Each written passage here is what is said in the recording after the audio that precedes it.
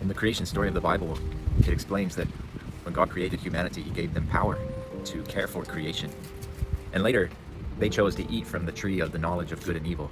That is, they decided to choose for themselves what they thought was right and what they thought was wrong, rather than be dependent upon God to know what was good and what was evil. They chose to be autonomous and determine that for themselves. And God warned them that in the day that they chose to determine for themselves what was good and what was evil, in that day that they would surely die. And we have to understand that in the Bible, death doesn't mean ceasing to exist. In the Bible, death means separation from God. So when Adam and Eve chose to eat from the tree of the knowledge of good and evil, they chose to separate themselves from God. They chose to be autonomous. And in that separation, what happened was power became divided or separated from love, because the New Testament tells us that God is love. And so humanity became separated from the source of life and the source of love, which is God. And yet we retained our power and our dominion over creation.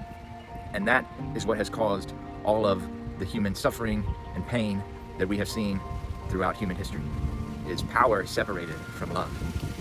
And the good news, the gospel, is that Jesus came and brought the kingdom of God near to us.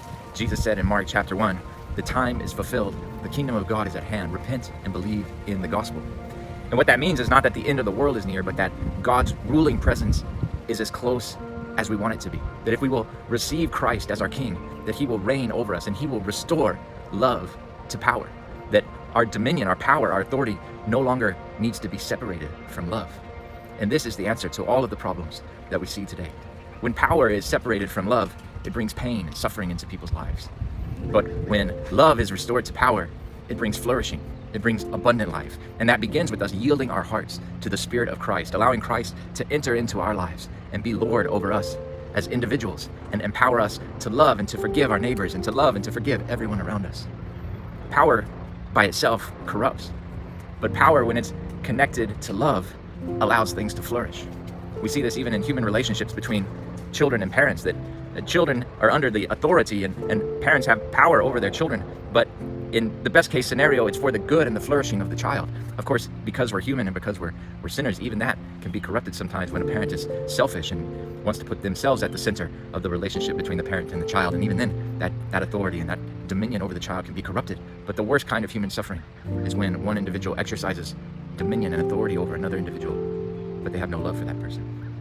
And Jesus came to transform us and to make us like Him, that we might become servants, even as He became the servant of all humanity. Jesus said, the greatest in the kingdom of God is the servant of all.